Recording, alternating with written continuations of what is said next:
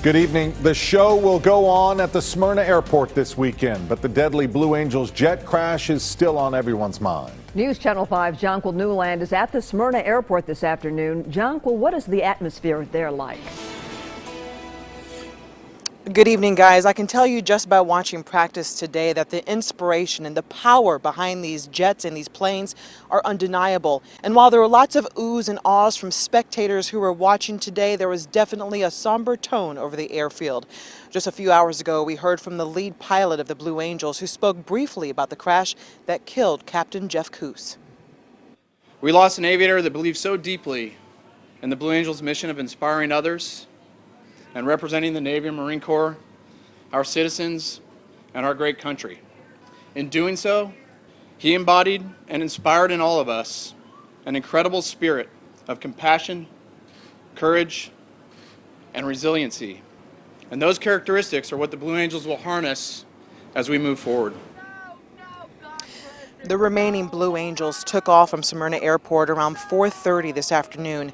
Today we learned that Captain Kuss was a part of the Blue Angels team for 2 years and was a demonstration pilot for 1 year. We're told any new information about the crash that killed him will have to come from military officials. Today planes were back in the air practicing their performances for this weekend. We also heard from pilot Michael Kennedy, who will be flying a historic plane in the show. He said pilots go into the air knowing there is a very small room for error, and when things do happen, they have to rely on their training.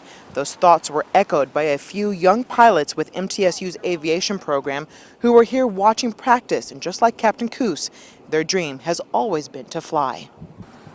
You know, they're just an awesome show, and you know, my heart goes out to them and you know the families of the crew, and you know, I hope they have a safe trip back to Pensacola, and you know, I'm with them. I saw it. I was in my car and I was just turning out and I saw it, and I knew what it was right away because after 5 years of combat, I've unfortunately seen that before, and all I can say is that I've just, you know, said a prayer because I knew it wasn't good.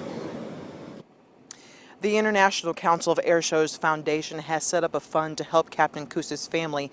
We put a link to that on our website, and we'll have more on that tonight on News Channel 5 at 10 o'clock. For now, live in Smyrna, I'm Jonquil Newland, News Channel 5.